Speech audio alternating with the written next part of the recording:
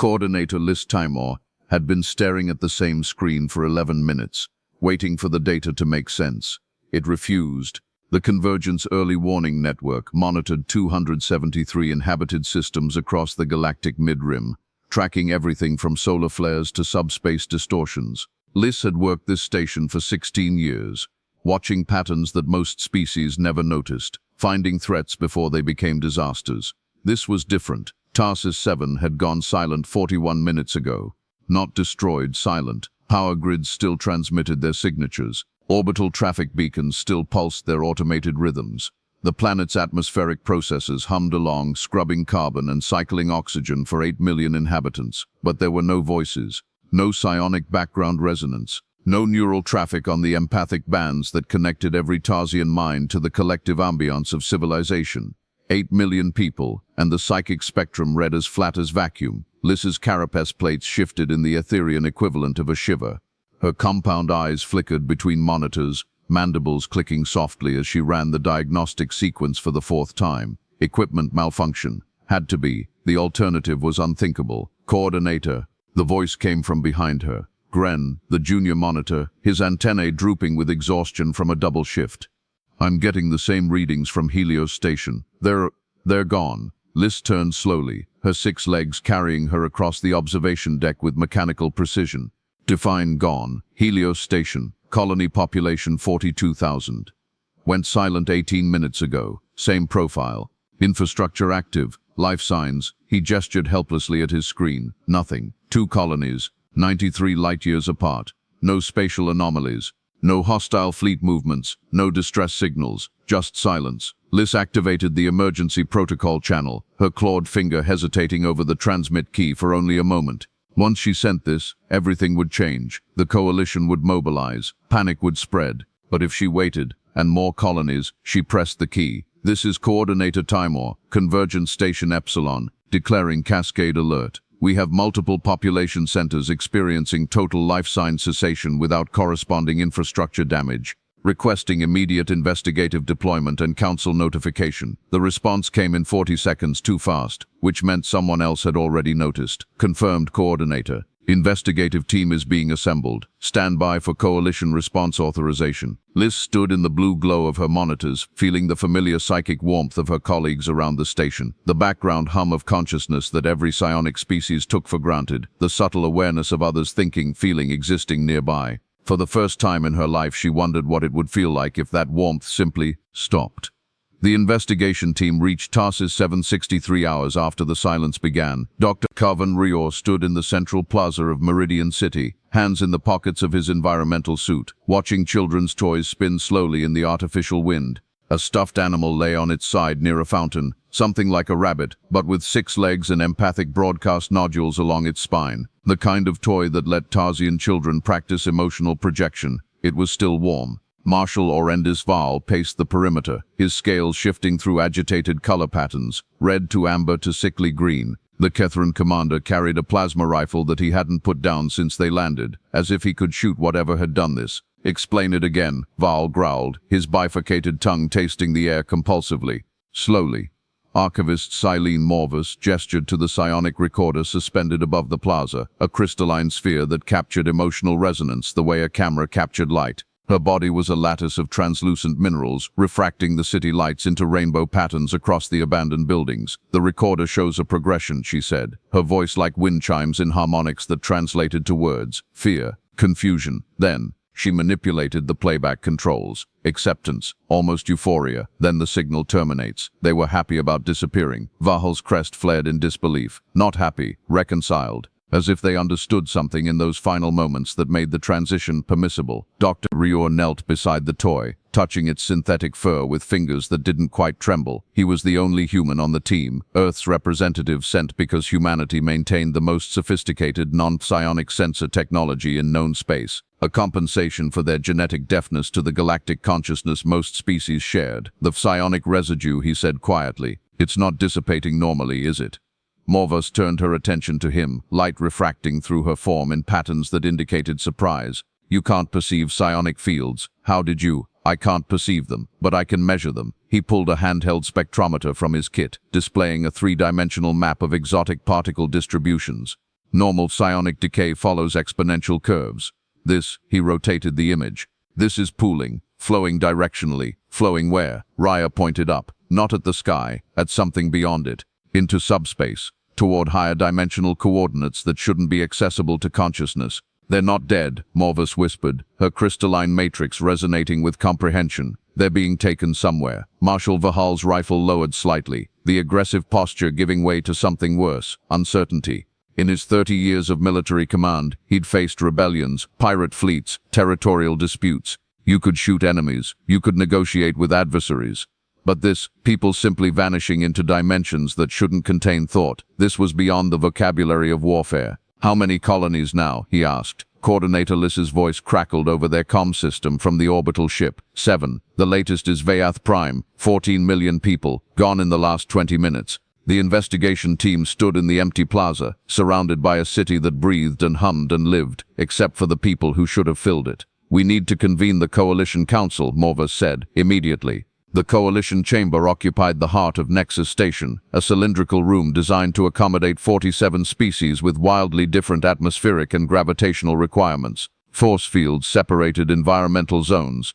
Translation matrices rendered speech into universal comprehension. And above it all, the Council seal rotated slowly. 300 species unified under principles of mutual protection and collaborative survival. Those principles felt fragile now. Coordinator Liz Timor presented the data with clinical precision, but her mandibles betrayed her agitation, clicking in patterns that other Ethereans in attendance recognized as distress. The holographic display showed the expanding silence, 11 colonies now, the boundary of disappearances forming an irregular sphere that grew by roughly 30 light-years per standard day. At current progression rates, Liz concluded, the silence will reach threshold station in 42 days, New Corinthia in 68, the core worlds in less than 4 months. Marshal Vahal stepped forward, his imposing form cutting through the hologram. We must establish quarantine protocols immediately. Military cordons around the affected zone. No travel in or out. And accomplish what? Questioner Ilura Sen rose from the skeptics' gallery, a role reserved for those whose job was to challenge every proposal, to prevent panic legislation.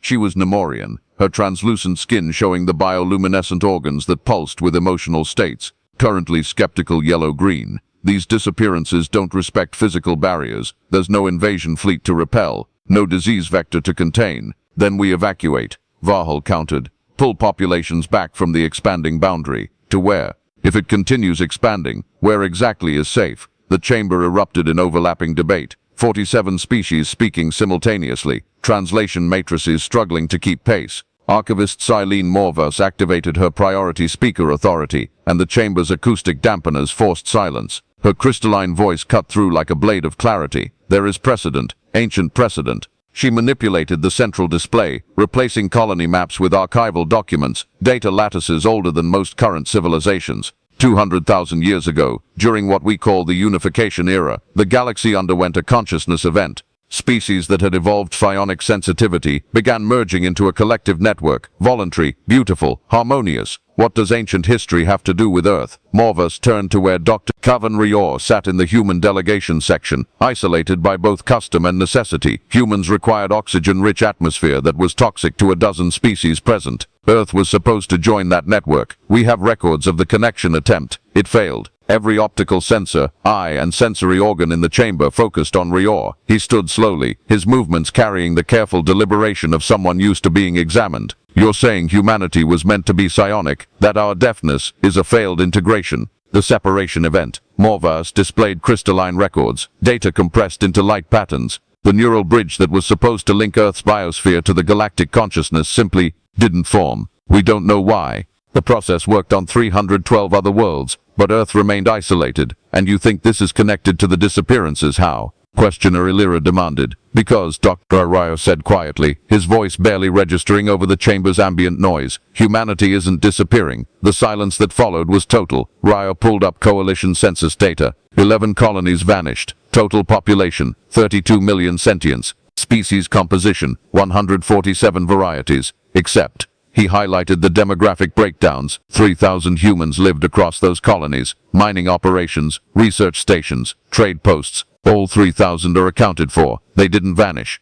They were off-world during the events. Val suggested. Negative. We interviewed them. 87 humans were present at Ground Zero during silence events. They experienced. Ryo's hand moved to his chest, an unconscious gesture. They described feeling alone, profoundly alone, but they weren't taken. Questioner Ilora leaned forward, her bioluminescence shifting to suspicious orange. Your species is immune. How convenient, how very convenient, that you're researching ancient separation events and suddenly appear immune to a consciousness absorption phenomenon. I'm not claiming convenience, Rylor interrupted, his normally soft voice hardening. I'm stating measured fact. Humanity evolved for 200,000 years, unable to hear the song that connects every other species in this chamber. We built civilizations in silence. We reached the stars without knowing that the galaxy was full of minds touching minds across distance. We thought we were alone. His eyes scanned the chamber. Species whose children learned telepathy before language, whose civilizations were built on empathic consensus, who could feel their loved ones thinking across continents. We've been alone the entire time. And yes, apparently, that isolation grants immunity to whatever is pulling psionic consciousness into higher dimensions. The chamber remained silent. Finally, Marshal Vahal spoke, his voice stripped of aggression. Then we need humanity's help. Bex Torvin wasn't supposed to be in the council briefing, but field technicians had a way of ending up places they weren't supposed to be. She stood near the back of the observation gallery, still wearing her maintenance jumpsuit with hydrofluid stains on the sleeves, watching the greatest minds of galactic civilization try to solve a problem that felt fundamentally unsolvable. When Archivist Morvis asked for practical examples of human psionic absence, Coordinator Liss had summoned Bex forward. Apparently, someone remembered her file note about deep ocean maintenance work. Bex found herself standing in the central presentation space, 47 species watching with what she desperately hoped was interest, rather than hostility. Right. She cleared her throat. So I used to work the Earth-Ocean maintenance contracts. Specifically the Mariana Trench stations, deep-sea geothermal taps, about 11 kilometers down. We'd go months without surface contact, living in pressure habitats, keeping the machines running. She pulled up images on the holographic display. The deep ocean, perpetual darkness, creatures that had never seen light. The research teams hated it down there. Psionic equipment just died. Empathic sensors showed nothing but void. Communication crystals that worked perfectly everywhere else went inert. Psychic species on the teams reported feeling like they'd been amputated, cut off from the background consciousness they normally sensed. She zoomed into footage of human divers working in the crushing darkness. But humans, we felt calm, more centered than anywhere else on Earth. We joked about it being dead water, places where the planet's psionic field had holes. Turns out, she glanced at Dr. Raya, who nodded encouragingly. Turns out humans weren't sensing dead zones. We were sensing places that matched our natural state. We're the dead ones, psionically speaking. And this is relevant because Questioner Ilera's impatience was palpable. Because if human presence creates psionic absence, if we're essentially walking null zones, then maybe we can use that. Like, Bex fumbled for an analogy that would translate across species, like using darkness to navigate when light has become dangerous. I don't know. I repair engines. But if you need someone who's comfortable with silence, humans have been practicing for 200,000 years. She retreated to the observation gallery, certain she'd said something catastrophically stupid. But Dr. Rera was smiling. Not a happy smile, but an understanding one. The smile of someone who'd spent his entire life studying why his species was different, and had finally found a purpose for that difference. Navigator Hrin Solivus had requested to testify before the council 3 times before they granted her audience. The Delvani empathic pilot had been the only survivor to escape the expanding silence boundary after encountering it during a routine cargo run. She stood in the council chamber looking like she hadn't slept in weeks, which was accurate. Her skin had lost its normal iridescent quality, gone dull and ash-gray. The empathic antennae along her skull hung limp. Tell us what you experienced, Coordinator Liss said gently. Hrin's voice emerged as barely more than a whisper. I was carrying medical supplies to Outpost Viridian. Standard route. I'd run it 200 times. Her hands shook. The instruments started showing spatial distortion ahead. Nothing dangerous, just odd. Subspace ripples where there shouldn't be any. She activated her ship's recorded logs, displaying the approach telemetry. Then I felt it. Imagine. She looked around the chamber, searching for words. Imagine hearing a chorus of billions of voices harmonizing, not singing the same song, becoming the song. Individual melodies merging into something larger, something ancient, something that felt patient beyond measure. The hologram showed her ship's trajectory wobbling as she'd fought for control. I'm empathic. I sense emotional states within about 300 kilometers naturally. But this, I felt billions of minds, Tarsus 7, Helios Station, the Vayath colonies, everyone who'd vanished. They weren't gone, they were together, unified, and her voice broke. They were content,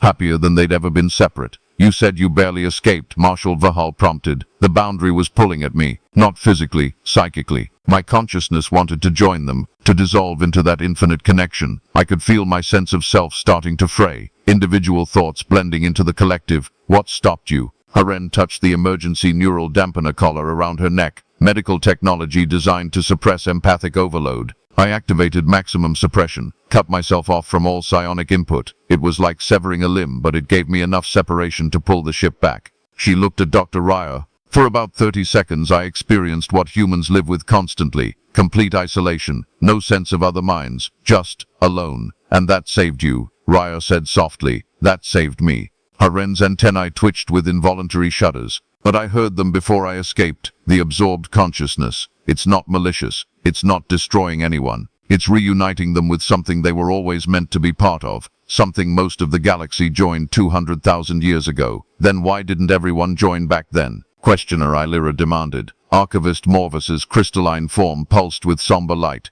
Because we chose individuation. The unification era ended when enough species decided that individual consciousness, the loneliness, the separation, the singular existence was worth preserving. We built our current civilization on that choice, and now reality is trying to correct that choice. Dr. Rior concluded. The confluence boundary isn't an attack, it's an immune response. The universe attempting to restore what it considers the natural state, unified consciousness. Marshal V. Hull's scales shifted through dark red patterns. We mobilized my fleet to fight an enemy. You're telling me there is no enemy? There's something more difficult than an enemy, Rior replied. There's a natural law we're trying to resist. The Kethran 7th Fleet formed a defensive perimeter along the projected path of the expanding boundary. 43 warships, each one capable of cracking continental plates or boiling oceans. Marshal Fahl had pulled every available vessel from garrison duty, creating a wall of firepower that would make any sane aggressor reconsider. The boundary didn't notice. Fahl watched from his flagship's command center as the silence approached his formation. Sensors showed the psionic void expanding like a sphere of nothing, erasing the background consciousness that filled normal space. All vessels, he transmitted, prepare barrier grid.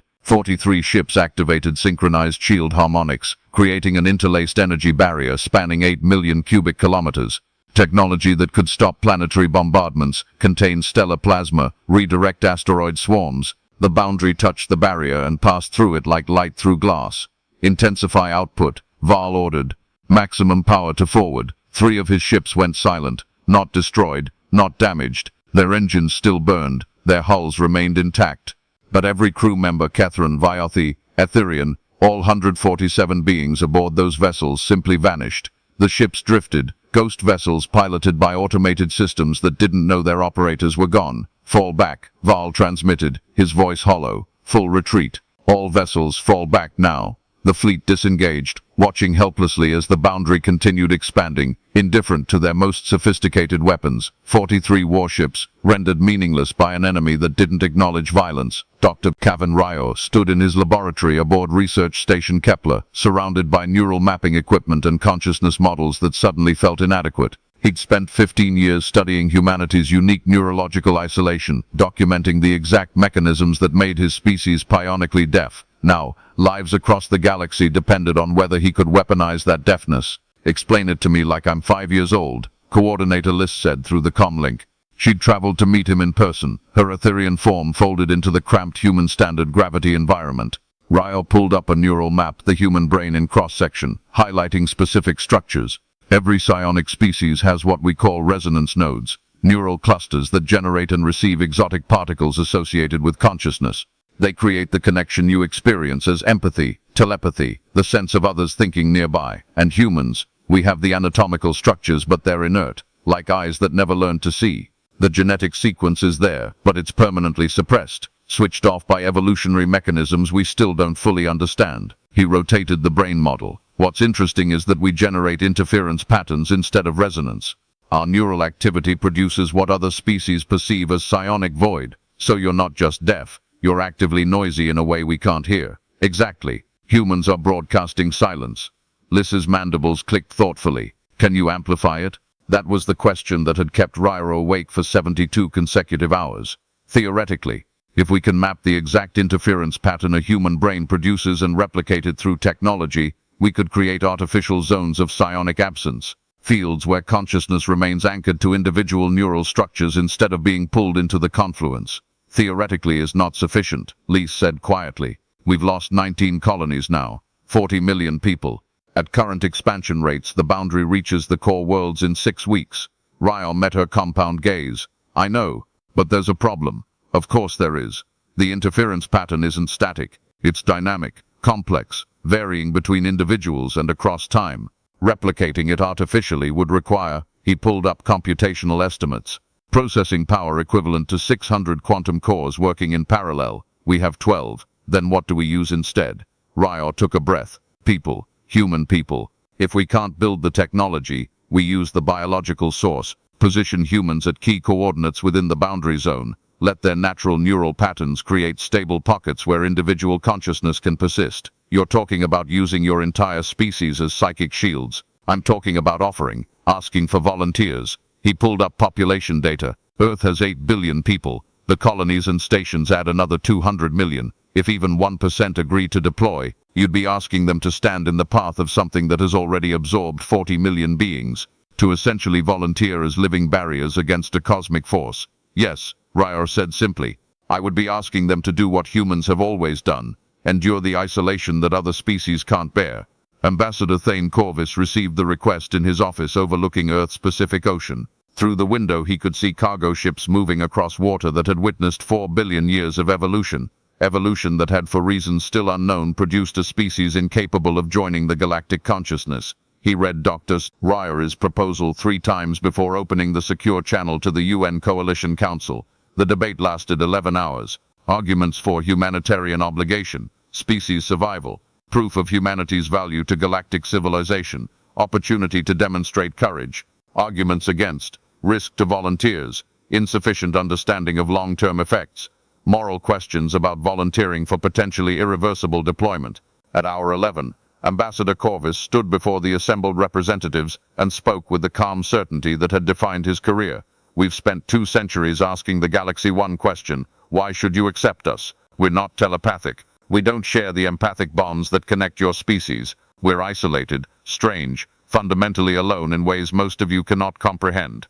He paused. Now we have an answer. You should accept us because we've learned to carry loneliness. We've made peace with it. And now that loneliness, that isolation we were born into, can protect those who cannot endure it themselves. Vote results 174 in favor, 23 opposed, 9 abstentions. The authorization passed. Ambassador Corvus activated the public broadcast network. His message transmitted to every human settlement across Earth and the colonies. His image appeared in homes, workplaces, schools. 8 billion people hearing the same words simultaneously. Humanity has been asked to volunteer. His voice carried neither manipulation nor coercion, just information, presented clearly. The galaxy is facing a consciousness event that is absorbing psionic species into collective existence. Humans are immune due to our neural structure. Scientists believe that human presence can create stable zones where others remain protected. He explained the risks, the uncertainties, the likelihood that volunteers would remain deployed indefinitely. This is not a military draft. This is not an obligation. But if you have ever felt that humanity's isolation was a curse rather than simply a difference, here is your opportunity to transform that isolation into shelter for others. Applications to volunteer opened simultaneously with the broadcast. Within 18 hours, 40,000 people had registered. Within 48 hours, 320,000. By the end of 1 week, over 2 million humans had volunteered to deploy. The deployment architecture took 3 weeks to design. Dr. Rior worked with coalition engineering teams to create what they called the Retrieval Network, a 3-dimensional lattice of human-occupied stations positioned along the boundary of the expanding silence. Each station would house between 20 and 50 human volunteers, their combined neural patterns generating a sphere of psionic absence roughly 800 kilometers in diameter. Overlapping spheres would create safe corridors through which absorbed consciousnesses could be guided back to individual form. The theory was elegant. The reality remained untested. Marshal Vefal personally oversaw the military logistics, redeploying his fleet from combat positions to support roles. transporting volunteers, establishing supply lines, maintaining communication networks. He moved through the preparations with an intensity that bordered on desperation. Coordinator Liss found him in the logistics bay of Nexus Station, reviewing deployment manifests for the third time. "You're taking this personally," she observed. Vefal's scales shifted to dark gray, Kethran shame color. "My mate is from Helios Station." She was visiting her clutch family when the silence came. His claws clicked against the datapad. "She's in there, somewhere, absorbed into the confluence with 41,997 others. I'm sorry. Don't be sorry. Help me get her back." The first deployment wave consisted of 4,000 volunteers positioned across 80 stations. They went into the boundary edge with equipment designed by species who could barely comprehend what it felt like to be psionically absent, guided by coordinators who were terrified of sending people into something they didn't understand. Bex Torvin volunteered for Station Sigma 7, positioned 12 light-years inside the boundary. The transport ride lasted 9 hours. She spent most of it talking with the other 42 humans assigned to her station: engineers, teachers, farmers, artists, people from every corner of human civilization united by their willingness to stand between the galaxy and oblivion. "You worked the deep ocean stations," said a woman named Rachel Chen, a botanist from Mars Colony. "Did it really feel peaceful down there?" "Yeah," Bex replied. "But this is different. Down there we were isolated from human psychic absence. Here we're going to be islands of absence in an ocean of unified consciousness. I don't know what that feels like. Guess we'll find out." The station itself was barely more than a life support module with communication equipment and basic amenities. Through the viewports, Bex could see the boundary, not as a visible thing, but as a place where starlight seemed to bend strangely, where space itself looked deeper. They activated the neural broadcasting equipment as soon as everyone was aboard. The technology was simple: amplifiers that detected human neural patterns and distributed them throughout the station, creating a reinforced zone of psionic absence. Nothing visible changed. But on sensors throughout the Coalition fleet, psionic readings showed a new phenomenon, a sphere of perfect silence appearing within the confluence boundary. Not dead space, not empty, but calm, stable, a place where individual thoughts could exist without being pulled into the collective. "It's working." Dr. Rior's voice came over the comm from Research Station Kepler. "I'm reading stable neural patterns from all stations. The interference fields are forming exactly as predicted." "How does it feel?" Coordinator Liss asked. Bex looked around at her fellow volunteers, searching for words. "Like being home, like," she laughed softly, "like being human." The retrieval process began immediately. Archivist Eileen Morvis worked from the Coalition Command Center, coordinating with navigator Haren Solivars and a team of empathic specialists who could still perceive the confluence's edges without being absorbed. Together they attempted something that had never been done, guiding individual consciousnesses out of collective unity. The technique was delicate.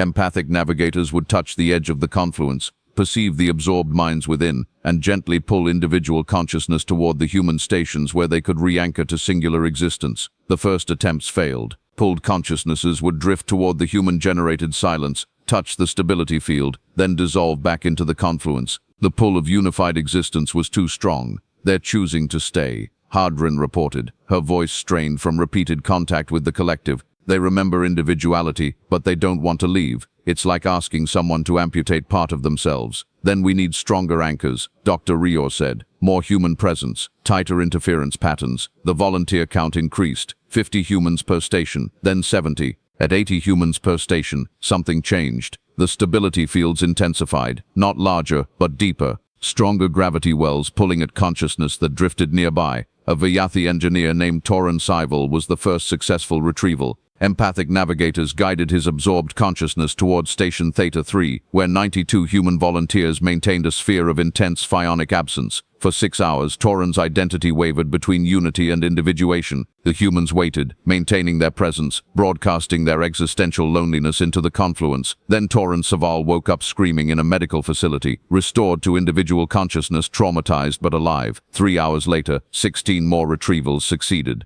By the end of the first week, 4,000 people restored. The galaxy learned that retrieval was possible. Difficult, imperfect, but possible. Marshal Vahel stood in the recovery center on Nexus Station, waiting outside the medical bay where they'd brought his mate. Serena Vahal had been absorbed for 7 weeks. The retrieval team had spent 11 hours guiding her consciousness from the confluence, threading her identity through layers of collective existence until she touched the human-generated stability field at Station Omega-9. The medical staff had warned him. Retrieval survivors often experience profound grief, not because they'd been harmed, but because they'd touched infinity and been forced to leave it. The door opened. Serena stood there, her scales dull, her eyes unfocused. She looked at her mate and said, "I was everywhere. Everyone. Do you understand? I was everyone." Vital pulled her close, feeling her body shake with something between sobs and laughter. "I could feel Tarsian children dreaming, and Etherian elders remembering wars, and Vayathi artists imagining colors that don't exist. I was all of them, simultaneously. Individual existences." She pulled back, looking at him with eyes that had seen too much. "Individual existence is like being locked in a tiny room after living in infinite space." "I'm sorry," Vahal whispered. "Don't be." Serena touched his face. "I'm grateful you brought me back, but I'm also grieving what I lost." That conversation repeated across thousands of recovery centers as more people were retrieved. Some adapted quickly, grateful to be restored. Others struggled with the loss, feeling like they'd been expelled from paradise. And some, roughly 12%, asked to return to the confluence. The Coalition Ethics Council debated for 3 days before reaching a decision. Voluntary reabsorption would be permitted. Consciousness was a choice. If someone preferred unity over individuation, that choice would be respected. 1,800 retrieved people chose to return. The empathic navigators guided them back into the confluence, watching their joy as they dissolved into collective existence. The boundary stopped expanding after 6 months. Dr. Rior examined the data from his lab, trying to understand why. The confluence still existed, a permanent region of space where unified consciousness persisted, but it no longer grew. Archivist Morvas visited him in person to deliver her theory. The confluence needed to reach critical mass, she explained, her crystalline form pulsing with contemplative light. 200,000 years ago, the galaxy underwent voluntary unification. Most species joined. Those who chose individuation, us, were allowed to remain separate. But we existed on borrowed time. Reality was always going to attempt correction. So why stop now? Because humanity provided an alternative stabilization mechanism. Your species, 40,000 volunteers creating permanent absence nodes. You've given individual consciousness a framework to resist the pull toward unity, not by fighting it, by offering an equally valid way to exist. Ryer looked at the deployment maps showing human stations distributed throughout the former expansion zone. We're cosmic anchors. You're proof that isolation can be strength, that loneliness can be protective rather than punitive. Morvis's light patterns shifted to something Ryer had learned to recognize as admiration. The galaxy spent 2 centuries wondering what humanity's purpose was. Why a species incapable of joining our consciousness networks was allowed to exist. Now we know. The retrieval network became permanent infrastructure. The first purely human contribution to galactic architecture. 40,000 volunteers became 400,000 over the next decade, as humanity expanded its protective presence.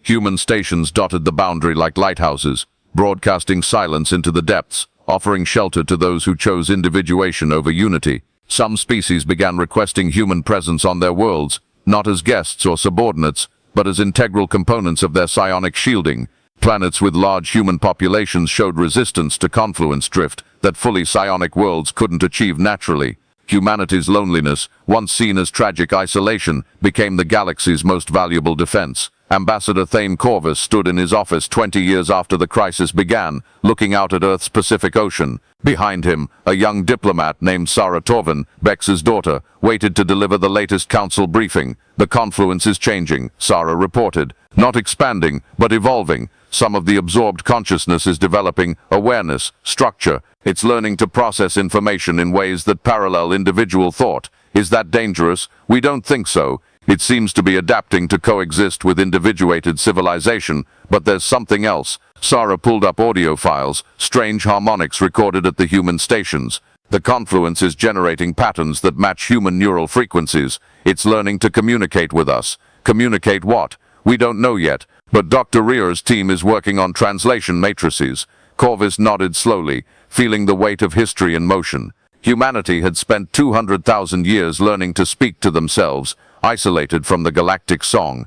Now, something vast and ancient was learning to sing in frequencies that only lonely species could hear.